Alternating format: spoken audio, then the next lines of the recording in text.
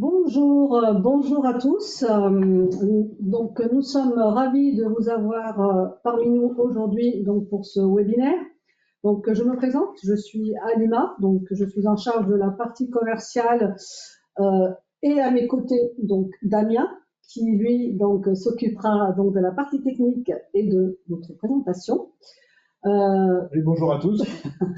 Voilà. Donc nous allons passer une demi-heure ensemble pour aborder vos besoins en matière d'échange de données et vous présenter nos solutions de conversion.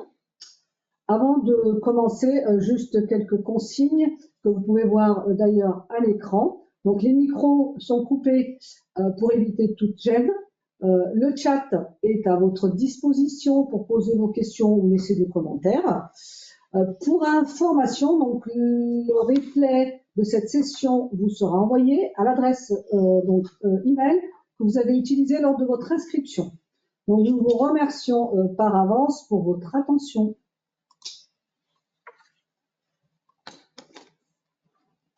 Donc nous allons voir donc le déroulé de notre webinaire. Donc nous commencerons pour aborder vos besoins en matière d'échange de données. Par la suite, nous verrons pourquoi utiliser des convertisseurs et nous vous présenterons notre gamme de solutions.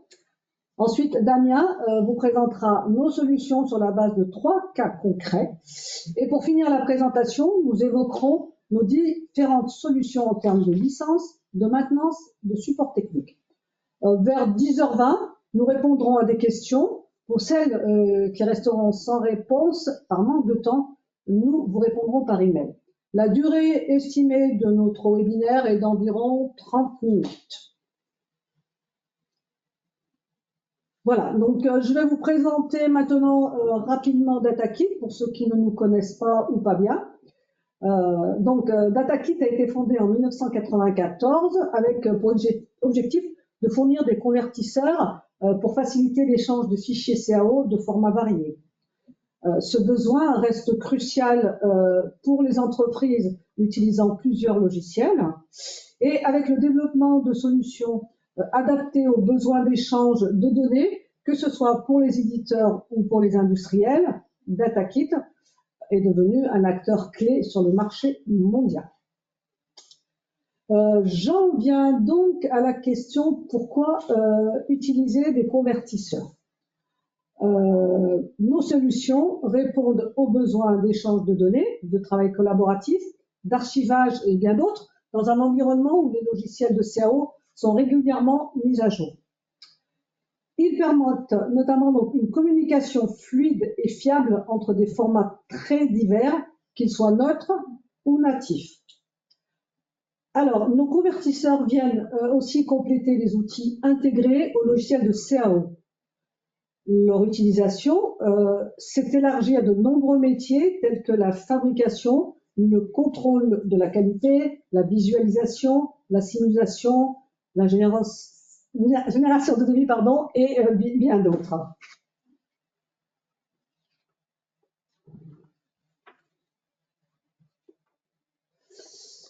Alors, nous proposons donc et nous développons donc deux gammes de produits. Donc, nous avons deux gammes de solutions.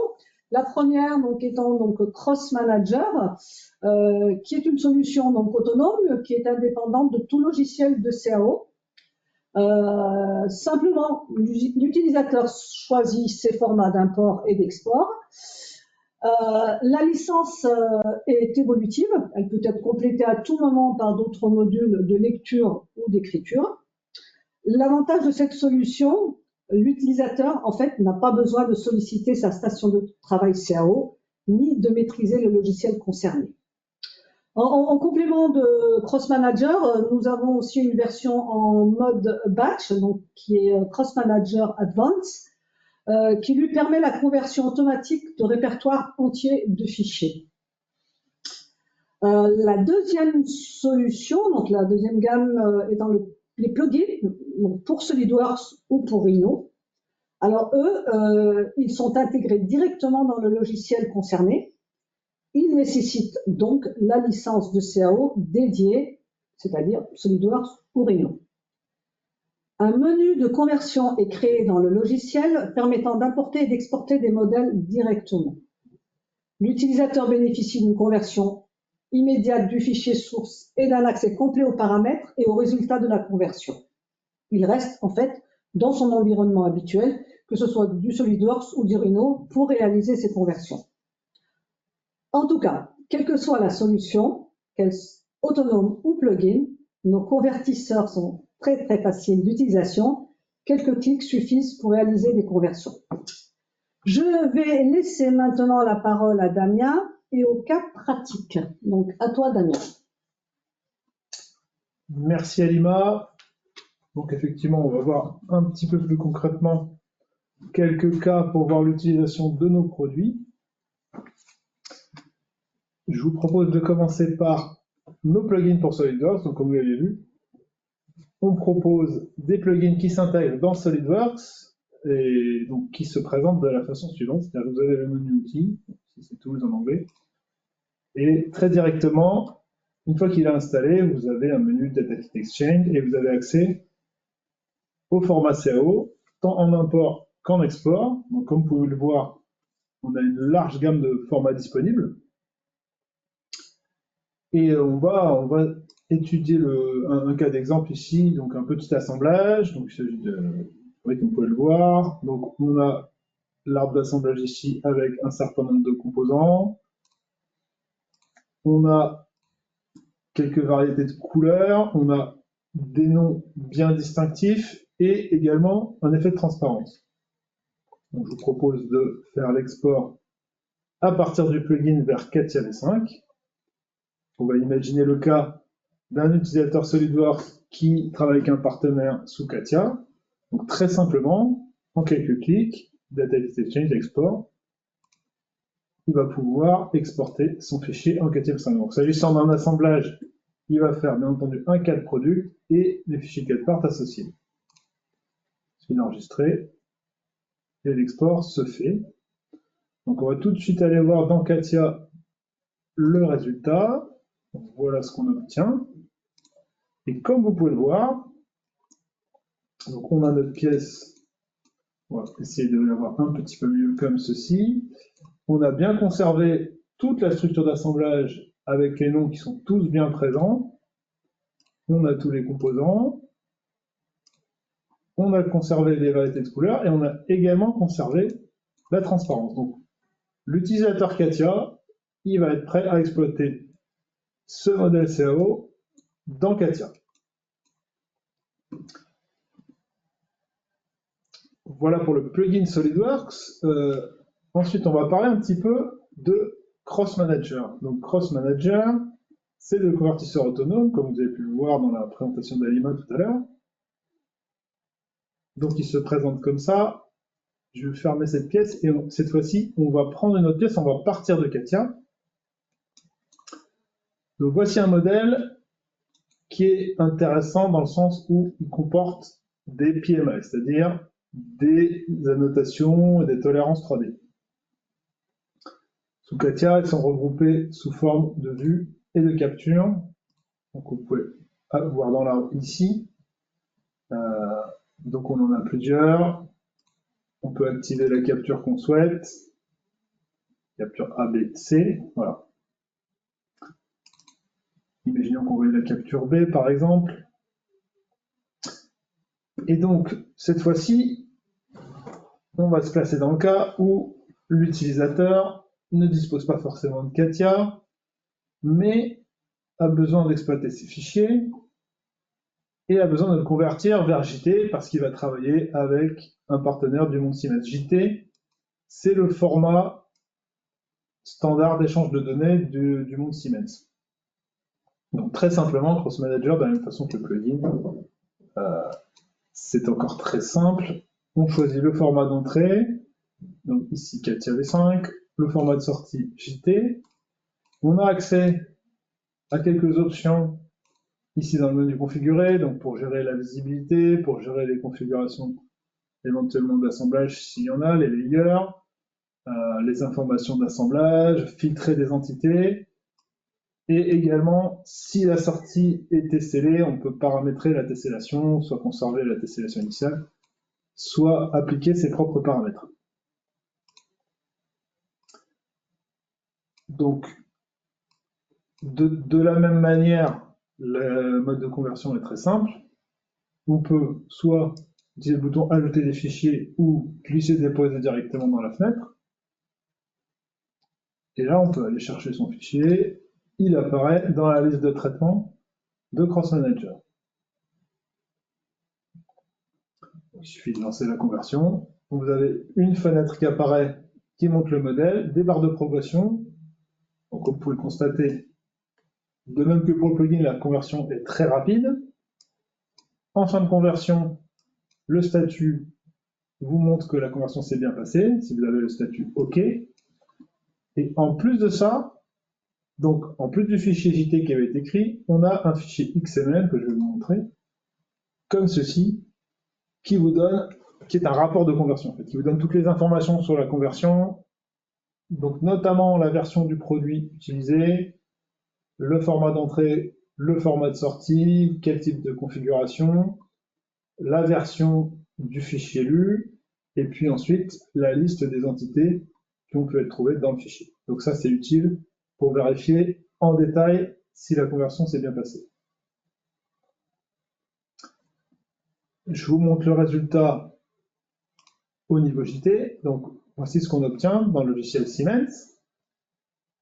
Vous avez bien votre modèle et vous avez vos tolérances et annotations 3D avec toute l'arborescence de PMI et de vue, de modèle vue et de capture également. Vous retrouvez vos captures ABC, ici on affiche la capture B, de même que dans Katia.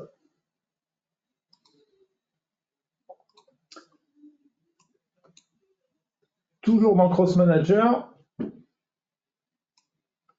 et on propose également une autre option qui est la sortie PDF 3D. Donc ça c'est une sortie qui est fournie à tous les clients, quelle que soit la licence, donc sans surcoût. Et elle permet, si vous voulez, si on imagine le cas où vous n'avez pas de logiciel Siemens pour vérifier le résultat de ce que vous avez converti, vous allez livrer un fichier à votre partenaire que vous n'avez pas pu vérifier. Donc, nous, on offre la possibilité d'exporter votre fichier vers un PDF 3D que vous allez pouvoir lire dans Acrobat Reader. Et ça va vous permettre de vérifier tous les types de données qui auront pu être lus dans le fichier en relisant votre PDF. Donc, voilà comment ça se présente. Quand on convertit le fichier en PDF et qu'on l'ouvre dans Acrobat Reader, il y a beaucoup de fonctionnalités 3D dans Acrobat Reader. Vous retrouvez dans votre modèle et vous avez tout l'affichage des PMI. Vous avez ici les différentes vues et également les différentes captures, comme on a pu le voir dans Katia. Donc, ça vous permet de vérifier que toutes ces données-là ont été lues et ont été traitées. Et donc, vous avez aussi des détails sur l'arborescence. Vous avez la possibilité d'accéder à toutes les métadonnées qu'on a pu extraire du fichier, donc ici en bas à droite. Et en plus de ça, donc, vous avez différentes fonctionnalités que vous pouvez utiliser dans Acrobat Reader, telles que la prise de mesure, faire des vues de coupe, ce genre de choses. On va passer à la troisième gamme de logiciels, cette fois-ci donc pour les utilisateurs Rhino. Donc on offre également, comme vous l'avez pu le voir, des plugins pour Rhino. Toujours de la même façon, une fois que c'est installé, vous avez directement un menu et vous accédez directement depuis Rhino aux imports et aux exports, donc Data Kit Exchange, et vous avez à nouveau accès à toute la gamme de formats qu'on propose en entrée comme en sortie. Donc là, ce que je vous propose de montrer, c'est les quelques formats pour voir les différentes possibilités. Cette fois-ci, on va montrer de l'import. Et donc, on a un petit assemblage qu'on va pouvoir tester avec différents formats. Donc, je vous propose de commencer par l'assemblage en version NX. Donc, tout simplement import, une graphique NX, open. et il suffit d'aller chercher son fichier sur le disque pour pouvoir l'importer. Donc, de même que vous le feriez avec fichier ouvrir, on va simplement rajouter des formats disponibles dans Rhino, comme on le faisait dans SolidWorks. Donc ici, vous prenez, s'agissant d'un assemblage, la tête d'assemblage. Ici, c'est ce fichier. Donc, vous cliquez sur ouvrir et à nouveau, vous avez une fenêtre avec des barres de progression qui vous permettent de suivre le processus. Et voilà le résultat obtenu. Donc, vous avez votre assemblage directement dans Rhino et vous allez pouvoir travailler dessus. Maintenant, imaginons, au lieu de recevoir des fichiers Unix, vous recevez des fichiers CATIA V5. Le processus est exactement le même. Import, CATIA V5. Vous allez ouvrir le fichier. Cette fois-ci, donc, un cat product. Le cat product va être lu et en même temps tous les fichiers cat partent associés. Donc, à nouveau, la fenêtre avec les barres de progression, l'assemblage qui se construit derrière. Et voilà. Même processus. À nouveau, vous aviez des données CATIA. Maintenant, vous êtes prêt à travailler avec dans Rhino. Dernier petit exemple, pour vous montrer qu'on prend également en charge les formats TCV, facettisés. Donc je vais vous montrer l'import cette fois-ci d'un fichier CGR. Donc CGR, c'est le format de représentation graphique de CATIA, qui est uniquement en facette. C'est de la géométrie TCV. Donc de la même façon, hein, toujours pareil, toujours aussi simple. On fait fichier Data Kit Exchange import CGR. On va chercher le fichier CGR. L'import se fait. Et vous voyez, ici, vous avez importé votre géométrie facettisée. Pareil, avec Rhino, on peut travailler dessus. Vous êtes prêts à travailler. Voilà pour les quelques cas. Je repasse la parole à Alima. Eh bien, merci Damien en tout cas pour cette présentation. Donc, juste pour en redire quelques mots, donc vous aurez donc constaté que nos convertisseurs offrent des avantages. Les avantages suivants. Donc, de nombreuses données sont rapidement disponibles, telles que les pièces, les assemblages avec leur structure complète, leurs composants avec leur nom d'origine, les couleurs, la transparence et bien d'autres données. Vous avez aussi donc noté que la conversion est fidèle. On n'a eu aucune altération des données ni perte d'informations. Et en tout cas, la dernière chose, c'est que le transfert et la relecture sont très très rapides. La préservation donc des données échangées, comme vous l'avez vu, est essentielle pour garantir que toutes les informations critiques soient correctement conservées tout au long du cycle de vie du produit. Voilà, nous allons donc dire quelques mots sur les différents types de licences que DataKit propose. Notre offre se fait en fonction donc du besoin de l'entreprise, de sa taille, de ses différentes unités et aussi de la fréquence des échanges de fichiers. Alors nous avons la première option, donc nous pouvons livrer donc une licence donc perpétuelle. Celle-ci est idéale donc pour les utilisateurs qui ont des besoins récurrents de conversion. Nous proposons un contrat annuel de maintenance, donc pour garantir la compatibilité avec les évolutions des logiciels de CAO. La deuxième option, c'est la licence annuelle. C'est une solution économique pour des besoins ponctuels temporaires. C'est aussi un choix de l'entreprise en fonction de son budget et de son organisation. Alors, votre licence, vous pouvez aussi l'acquérir de manière fixe ou flottante. Donc, la licence fixe est bien évidemment rattachée à un ordinateur. Quant à elle, la licence flottante s'installe sur un serveur et peut être utilisée donc par plusieurs utilisateurs, bien évidemment en fonction du nombre de licences simultanées qui ont été donc acquises. Enfin, nous proposons des bundles regroupant les convertisseurs les plus utilisés dans certains secteurs. Ces bundles sont particulièrement adaptés aux plugins SolidWorks et Rhino.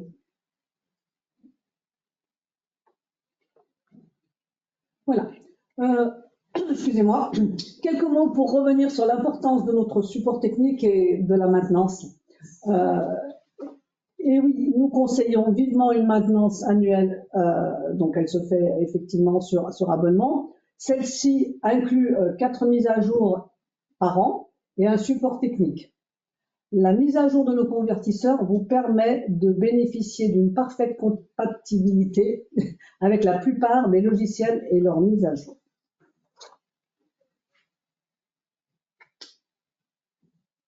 Voilà. Donc là, nous arrivons donc à notre réseau de distributeurs. Donc, vous pouvez le voir. Donc, DataKit travaille avec un réseau de distributeurs à l'international. Donc ici, on va donc parler de nos partenaires qui sont localisés en France, tels que Avenao et Visative, qui eux sont des distributeurs majeurs de solutions SolidWorks 3D Experience. Nous avons aussi un partenaire qui est Inoprod, qui lui déploie des logiciels de simulation Technomatix et NX, Ingraphics, selon les besoins. Et donc Janus, donc qui propose et intègre lui des logiciels NX Unigraphics. Voilà. Vous pouvez les contacter, mais sachez que nous restons aussi à votre disposition. Nous sommes bien entendu ouverts à d'autres partenariats pour répondre à vos besoins spécifiques d'entreprise.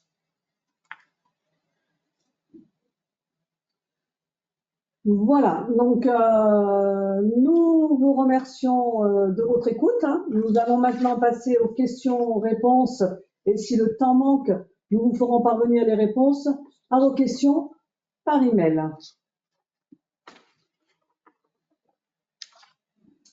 Voilà. Donc, on va prendre la première. Est-ce que la qualité de géométrie échangée avec Cross Manager ou les plugins SolidWorks et Rhino est identique? Une question pour toi, ça. Oui, alors, bon, effectivement, c'est une question intéressante. La réponse est oui. En fait, que ce soit Cross Manager ou les plugins, est basé sur la même technologie de moteur de conversion DataKit qui bénéficie à tous nos produits.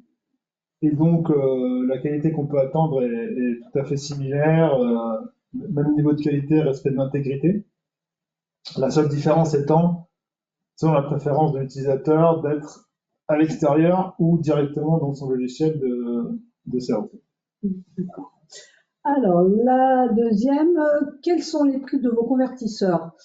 Donc, je vais pouvoir vous répondre. Donc, le tarif des plugins, vous allez pouvoir le retrouver donc sur notre site web avec toutes les fonctions, toutes les disponibilités et les combinaisons. Quant à Cross Manager, donc le prix lui se fait en fonction du format d'entrée et de sortie. Autrement dit, un format de lecture et un format d'écriture.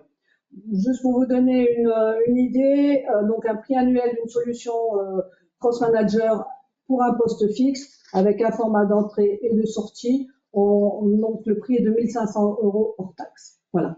Mais en tout cas, je suis à votre disposition et vous pouvez donc me demander un devis à partir de notre site web, après avoir créé votre compte si vous n'en avez pas, ou directement par mail, donc vous aurez les informations sur la slide suivante.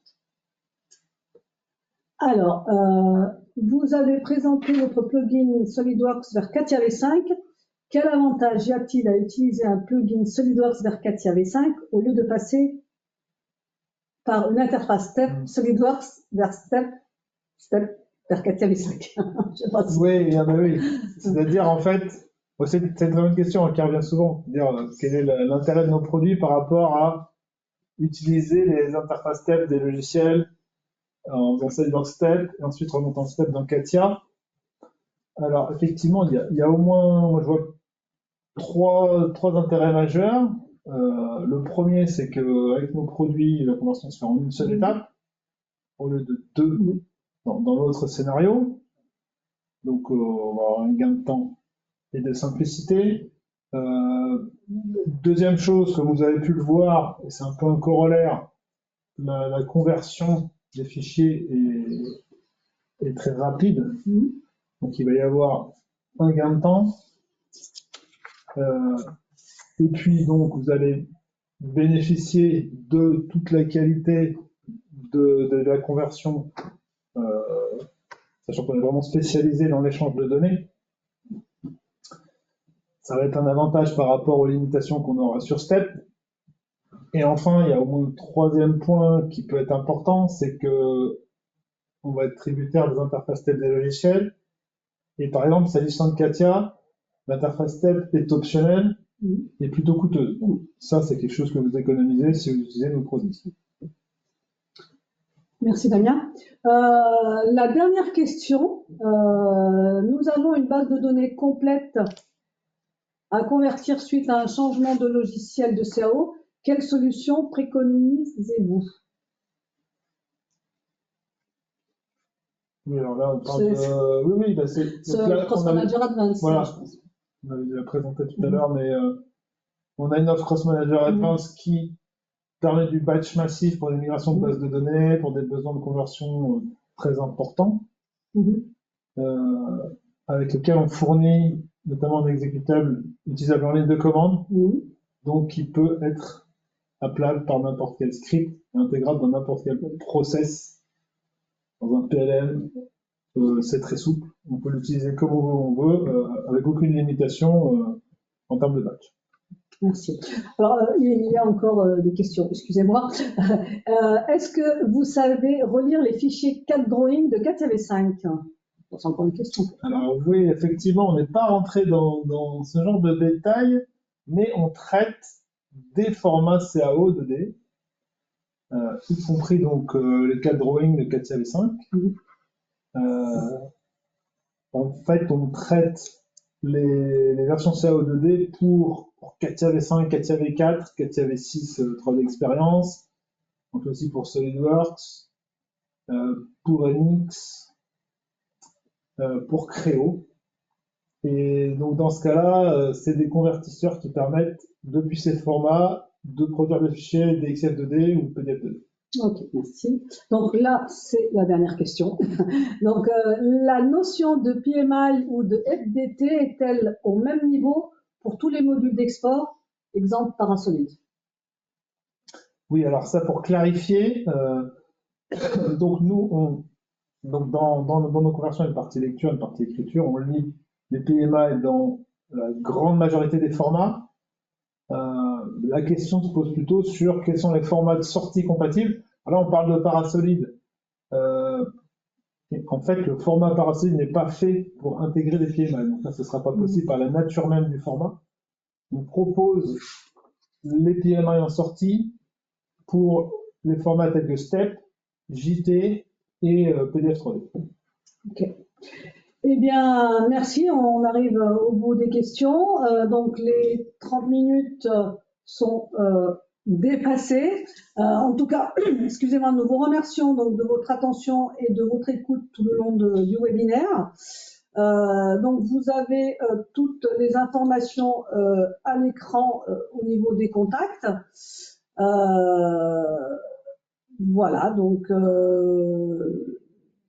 je vous dis à très bientôt. Merci Damien. Merci de votre attention, à bientôt.